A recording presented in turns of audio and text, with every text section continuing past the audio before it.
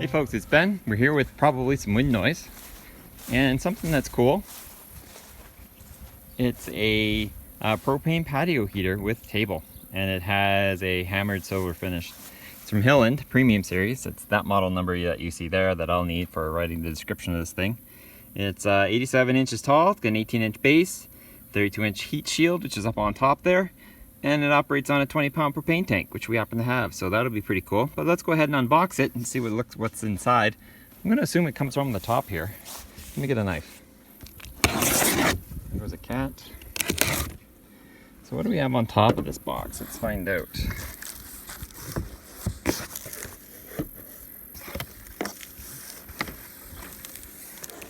Instruction book.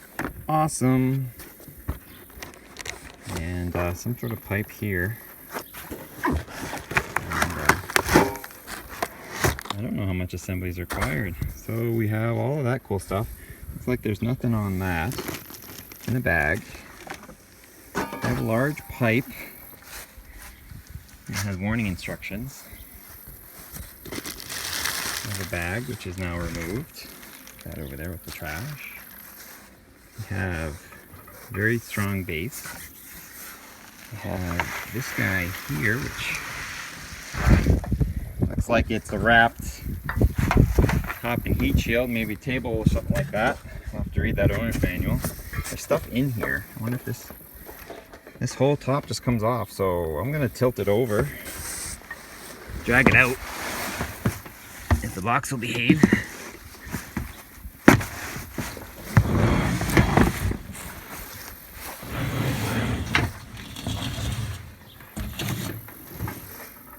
Now it says it comes with wheels, so I'm guessing that doesn't seem too complicated. Oh, and there's this would be the table in the box. So we got our primary setup here. So let me go grab a tripod, since you kind of can get the layout of what we got here. The main tank, table, reflector, and the mast, and we'll put it all together. Alrighty, so there's actually more stuff in this thing than I initially assumed, because there's an inside, and that inside is full of parts. So let's drag this box out.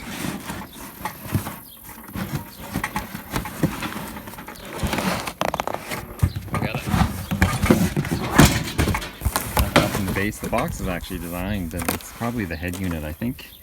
And then there's a variety of screws, and then my understanding that this is the propane bottle holder strap there, so that's cool. You can, in theory, open this little hole up here and fill it full of sand to give it additional weight depending on where you have it. Looks like I need my knife again back in tape land.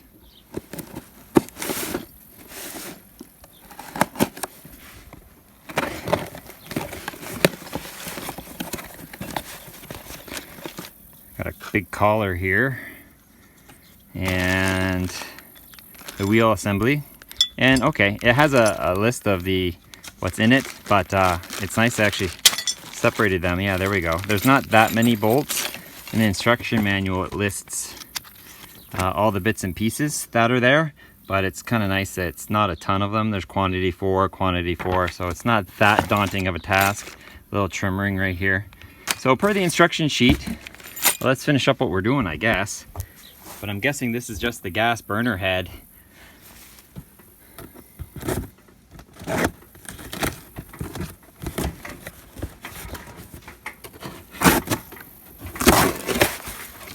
Is. So this is more or less just a large assembly unit that we'll put on the top, but we got to assemble the base first. First little bit of assembly is actually the wheel assembly is what they want you to do first, and that's on the bottom of the unit that you have here. Here's our little sand drum that could hold the sand, and there's two holes that are fairly far apart on each other. And in our bag we had the wheels, which I'm guessing bolt onto the outside. And in that bag comes two nuts. They're 14 millimeter or 9/16, however you wish to roll that. And there's two washers involved with them as well. So one on either side would probably do the trick. And you just put it up, one in there. And this way you'll be able to tilt the unit back and roll it around on your deck, patio, or wherever you're putting this thing. So let's assemble these two.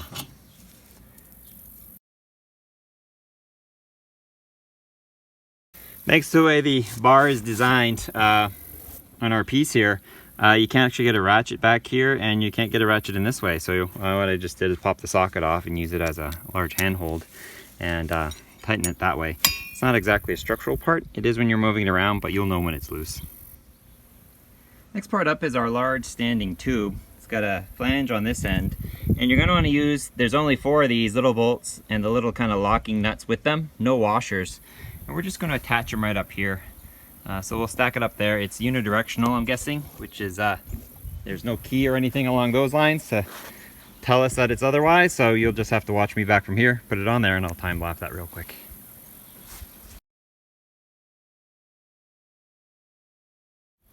Next up is this little trim ring that came, and all it does is fits over the top, cover up those nuts that you see there. The little wrench is handy. Those nuts lock into the metal, so you just turn the bolt until it's tight. Now the next step is the table, and it's actually got this plastic contraption. So you undo the 2 turns on that, take the table out of the bag, put this long collar in it, then the flat one here, the hex, use that to attach the table to our black support, and that holds that. You put this over the top. After you put this little other nut here, and what it does is it lets you set where you want your table height. If you start this, then wherever you tighten this nut is where the table will hang. So if you wanted it up here, if you wanted it down here, which is where I'm thinking we're going to put it for now, and that just makes that bite into the table.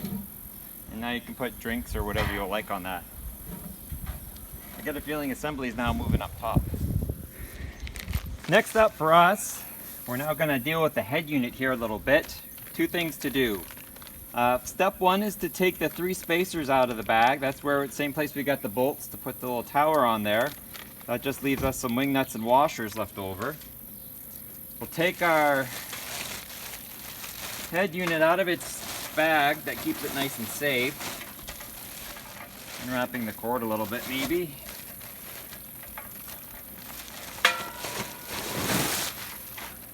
And on the top there are these 3 holes, and what they do is they hold the heat reflector up and off the head. So you just need to screw them in. There's no hex, so just hand tight obviously. Then we take our hose assembly, and I gotta aim us up for that.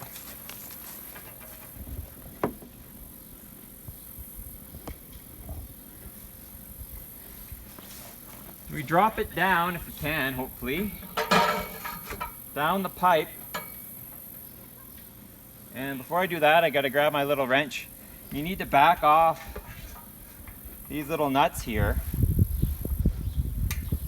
And we're actually going to set this on the pipe and then tighten the nut so that it's secure up top. So you got to release these nuts and then set it on top. So I'll time lapse that.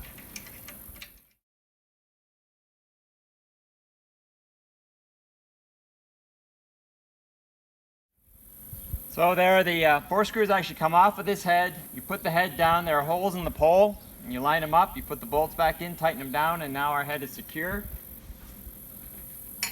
I guess you'd want to decide where you wanted your controls versus your label or your opening. I guess it really doesn't matter though, once that's closed it's all circular. Next up we have our heat shield assembly. This actually will sit on top of the unit, push all that heat that we're running down. Now all the screws for it are in the packaging, so you should find that. So we'll open up the bubble wrap that my kids will pop later. Here's our bag of screws. They look like bolts actually, but they have a Phillips head on one end. We'll see how well they go together. Looks like it's got some cardboard on the end. Wow, that is hot in the sun. My goodness. And it's all blue. Well, the reason it's blue is because it's covered with a protectant to make the stainless look nice. So you'll want to strip that off prior to actually using it. And I'm even going to take it apart before actually putting it back together again.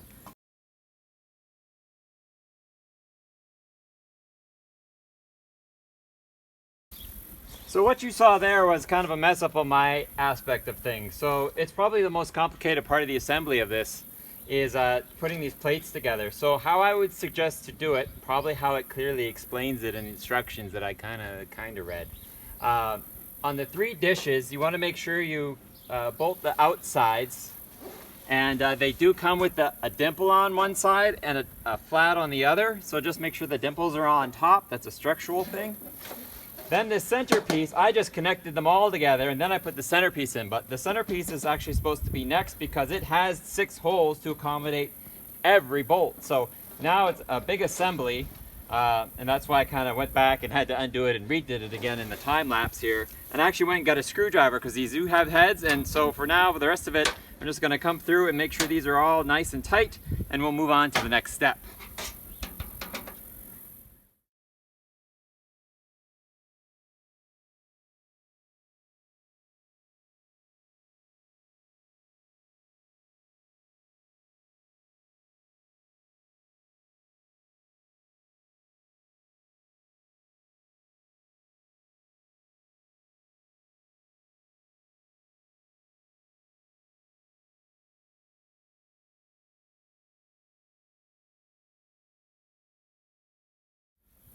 Looks like our last actual part to install outside of the tank is up here. So if you're tall, that's convenient. If not, it says you can lean the unit over. You want to put 3 washers on these little studs up here. And I might even need 2 because next comes the heat shield. So we'll put it right up here. And there are 3 holes on top that should fit right in. Like so. 3 more washers, and this should conclude all the washers that you have. This door's getting in the way. That's why I have the camera over a little bit. Lean it over and drop the 3 washers on, and then, oops, that one came out, that's why.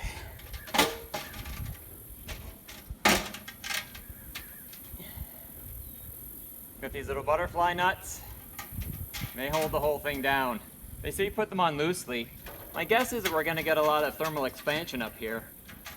And so you don't want to ever do anything too tight, because it'll need to expand and unexpand.